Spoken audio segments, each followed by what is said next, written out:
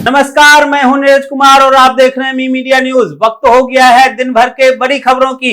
NIA ने रविवार को तमिलनाडु के 5 जिलों में 10 स्थानों पर छापेमारी की। इस दौरान 2 लोगों को गिरफ्तार किया गया। एनआईए ने यह कार्रवाई हिज्ब उत तहरीर मामले में की है। गिरफ्तार किए गए आरोपित इस्लामी कट्टरपंथी संगठन हिज्ब उत तहरीर के सदस्य हैं। इनका मकसद इस्लामिक राष्ट्र को स्थापित करना है और ये लोग भारतीय कानूनों को इस्लाम विरोधी बताते हैं। जम्मू कश्मीर के बारामूला लोकसभा सीट से सांसद इंजीनियर राशिद को संसद में शपथ लेने के लिए एनआईए ने अपनी सहमति दे दी है।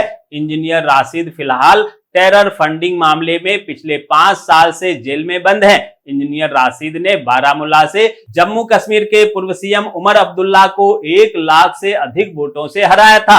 अब पटियाला हाउस कोर्ट में उनके जमानत याचिका पर कल सुनवाई होगी। राम मंदिर में दर्शनार्थियों के बाद अब पुजारियों पर भी मोबाइल ले जाने पर प्रतिबंध लगा दिया गया है। जहां श्री राम जन्मभूमि तीर्थ क्षेत्र ट्रस्ट ने यह निर्णय लिया। इसके साथ ही रामलला के पुजारियों को अब खास ड्रेस में मंदिर आना होगा। मंदिर में प्रवेश से पहले पुजारी पीली चोली बंद धोती और साफा पहनेंगे। बिहार में पैक्स को धान खरीदने में कुछ परेशानियां आ रही थी। इसके बाद राज्य सरकार की ओर से पैक्स को हो रही परेशानियों को दूर करने का फैसला लिया गया है। जहां सहकारिता मंत्री ने दानापुर में एक आम सभा का उद्घाटन करते हुए कहा कि धान खरीद के लिए ढुलाई तौलाई मजदूरी की राशि नए सिरे से निर्धारित होगी। दिल्ली के मुख्यमंत्री अरविंद केजरीवाल ने सोमवार को दिल्ली आबकारी नीति मामले में केंद्रीय जांच एजेंसी द्वारा उनकी गिरफ्तारी और रिमांड को चुनौती देते हुए हाईकोर्ट का दरवाजा खटखटाया। जहां केजरीवाल ने दिल्ली की एक अदालत के 26 जून के आदेश को भी चुनौती दी, जिसमें उन्हें 3 दिन की हिरासत में भेजने का आदेश दिया गया था। लाडोवाल सहित 4 टोल प्लाजा बंद करने के खिलाफ एनएचएआई ने पंजाब एवं हरियाणा हाईकोर्ट में याचिका दाखिल की है। याचिका में पंजाब सरकार पर बोला गया है कि कानून व्यवस्था को आहत किया जा रहा है। पंजाब में जो टोल बंद किए गए हैं उनमें लाडोवाल सहित अमृतसर का उस्मा, जालंधर का चक और अंबाला का घग्गर टोल प्लाजा है। हरियाणा के सीएम नायब सिंह सैनी ने हरियाणा कौशल रोजगार निगम के कर्मचारियों के वेतन में बढ़ोतरी की है। बता दें कि हरियाणा कौशल रोजगार निगम के कर्मचारियों की सैलरी में 8% की बढ़ोतरी की गई है। उत्तराखंड सरकार ने राज्य कर विभाग में 14 राज्य कर अधिकारियों को सहायक आयुक्त पद पर पदोन्नति प्रदान किया है। जहां पदोन्नत कर्मियों को शीघ्र नया कार्यभार ग्रहण करना होगा। झारखंड के पूर्व सीएम हेमंत सोरेन ने जेल से बाहर आते ही विधानसभा चुनाव का बिगुल फूंक दिया। वह जब से जमानत पर जेल से बाहर आए हैं लगातार बीजेपी पर हमलावर हैं। उन्होंने झारखंड में एक बार फिर से जेएमएम की सरकार बनने का दावा किया और अपने कार्यकर्ताओं से कहा कि पार्टी अपने काम पर अभी से लग जाए। दोस्तों, आगे बढ़ने से पहले आपसे रिक्वेस्ट है कि अगर आपने अभी तक इस न्यूज को लाइक और कमेंट नहीं किया है तो प्लीज लाइक और कमेंट कर दीजिए, क्योंकि आपके लाइक और कमेंट का मैं कब से इंतजार कर रहा हूं। और जैसा कि आपको पता है कि कमेंट करने वाले लोगों के नाम हम न्यूज के लास्ट में बताते हैं, इसलिए न्यूज को लास्ट तक जरूर देखिए। अमेरिका में अल्पसंख्यकों के खिलाफ बढ़ते भेदभाव को लेकर उठ रही है आवाज। जहां सांसदों ने कहा हिंदुओं के प्रति घृणा बर्दाश्त नहीं किया जाएगा। वहीं अमेरिकी हाउस रेजोल्यूशन 1131 पेश करने वाले डेमोक्रेटिक सांसद थानेदार ने कहा कि आपकी आवाज सदन में हिंदू समुदाय की आवाज है। यह प्रस्ताव हिंदू फोबिया मंदिरों पर हमले की निंदा करता है और हिंदू अमेरिका समुदाय के योगदान की सराहना करता है।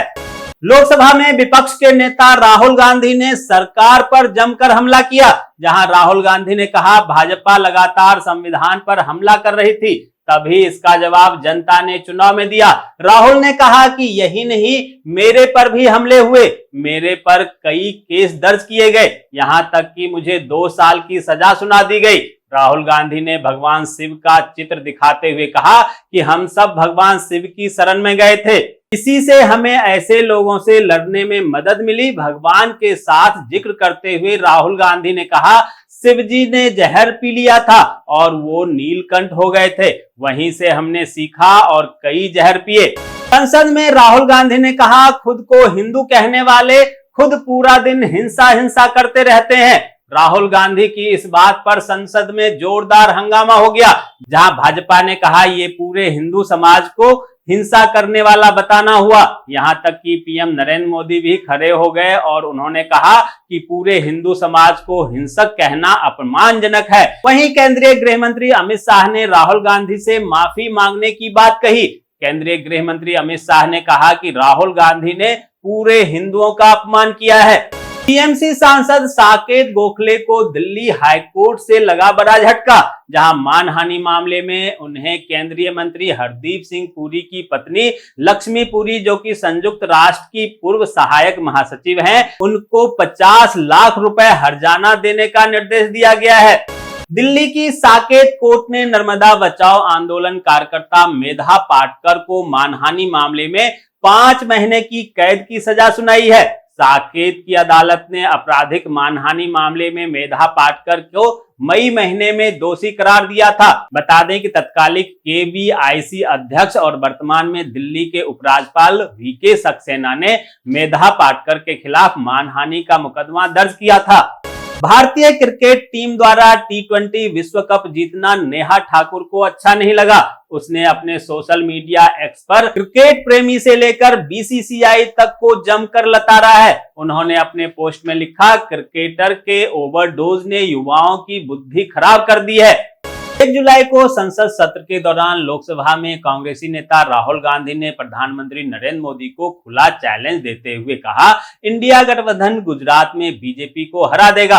उन्होंने आगे कहा कि बीजेपी लोगों को डराने धमकाने की राजनीति करती है, लेकिन देश की जनता अब बीजेपी से डरने वाली नहीं है।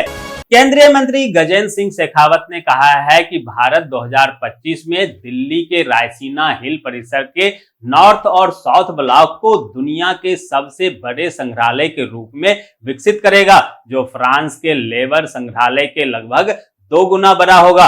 उन्होंने आगे कहा कि मुझे विश्वास है कि विश्व धरोहर स्थलों की संख्या के मामले में तीसरे पायदान पर मौजूद भारत को इस बार एक और धरोहर स्थल मिलेगा। आईबीपीएस की ओर से देश भर की राष्ट्रीय बैंकों में 6128 रिक्त पदों पर भर्ती निकाली गई है। उम्मीदवार 21 जुलाई तक ऑफिशियल वेबसाइट ibps.in पर जाकर आवेदन फॉर्म भर सकते हैं। छत्तीसगढ़ के नारायणपुर में एक ग्रामीण की हत्या कर शव को सड़क पर फेंकने का मामला सामने आया है, जहां नक्सलियों ने ग्रामीण के शव पर एक पर्चा भी रखा, जिसमें उसे पुलिस का मुखबिर बताया गया। मिली जानकारी के अनुसार मृतक की उम्र 30 साल बताई जा रही है, जिसका नाम सन्नू उसेडी पिता डोंगे उसेडी है। इसे पुलिस का मुखबिर बताकर इसकी हत्या कर दिया है। हिमाचल प्रदेश में मलबे में फंसे लोगों को बचाना अब आसान होगा। लाइफ डिटेक्टर डिवाइस की सहायता से लोगों की लोकेशन की जानकारी मिलेगी। ऐसे में इस बार अगर बरसात में कहीं मलबे की चपेट में कोई व्यक्ति आ जाता है, तो इस सेंसर युक्त उपकरण से उसके लोकेशन को तलाश किया जा सकेगा।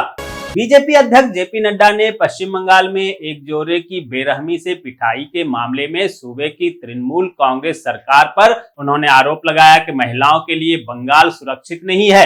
नड्डा ने अपने सोशल मीडिया साइट एक्स पर लिखा, पश्चिम बंगाल से एक भयानक वीडियो सामने आया है जो उन क्रूरताओं को याद दिलाता है जो केवल धर्मतंत्रों में मौजूद है। पुणे पोर्स मामला थमने का नाम नहीं ले रहा है, जहां 17 साल के नाबालिग की रिहाई को लेकर पुणे पुलिस सुप्रीम कोर्ट में जाने की योजना बना रही है। इसे लेकर पुलिस आयुक्त अमितेश कुमार ने कहा है कि पुणे पुलिस बॉम्बे हाईकोर्ट के आदेश के खिलाफ सुप्रीम कोर्ट जाने की योजना बना रही है। दोस्तों, मैं देख पा रहा हूं कि आप में से बहुत सारे लोगों ने इस न्यूज को लाइक किया है और कमेंट भी किया है, लेकिन अभी भी कुछ लोग बाकी हैं जिन्होंने न्यूज को लाइक और कमेंट नहीं किया है। उनसे भी आग्रह है कि प्लीज प्लीज प्लीज वे भी न्यूज को लाइक कर दें, कमेंट कर दें, साथ में शेयर भी कर दें। तो ये थी दिन भर की बड़ी खबरें। ऐसे ही खबरों से अपडेट रहने के लिए चैनल को सब्सक्राइब कीजिए, नोटिफिकेशन बेल को दबाइए, वीडियो को लाइक कीजिए और ज्यादा से ज्यादा शेयर कीजिए, ताकि आप और आपके जानने वाले रह सकें देश और दुनिया के तमाम खबरों से अपडेट।